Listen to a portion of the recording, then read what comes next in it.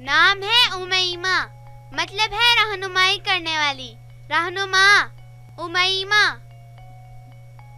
नाम है बासमा, मतलब है मुस्कुराने वाली, बासमा। नाम है सदफ, मतलब है सीप, बंद मोती। कुरान पाक की सूरह अल-अनाम की आयत नंबर 57 में आया है, सदफ। नाम है तरफा, मतलब है इनाम, नेमत, आसूदा हाल, तरफा। नाम है जायशा, मतलब है आला, उम्दा, नफीस, जायशा। नाम है जुनैशा, मतलब है जन्नत का फूल, जुनैशा। नाम है हायका, मतलब है सादिक, सच्ची, अल्लाह ताला की परस्तिश करने वाली, हायका। नाम है खुनीरा, मतलब है मुस्कुराने वाली, शगुफ्ता मिजाज वाली, खुनीरा। नाम है रायहा, मतलब है खुशबू, महक, रायहा। नाम है जाहिदा, मतलब है परहेजगार औरत, इबादत गुजार, नेक, जाहिदा।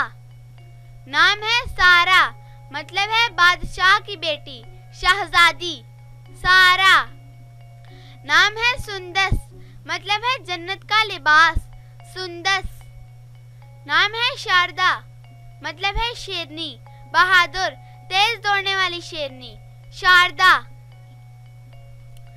नाम है ताबिया, मतलब है आला ज़ौक़ वाली, अच्छी आदत वाली, ताबिया।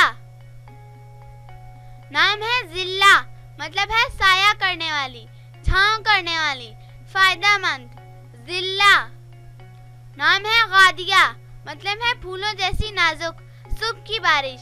कुरान पाक की सूरह यूसुफ की आयत नंबर 12 में आया है, गादिया।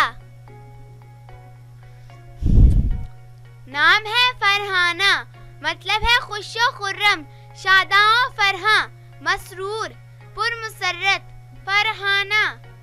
नाम है कोमल, मतलब है नर्मो नाजुक, बहुत प्यारी, हसीन, कोमल।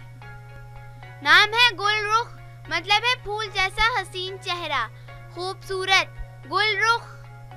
नाम है माहा, मतलब है चांद की तरह हसीनो जमील, वजीह, माहा।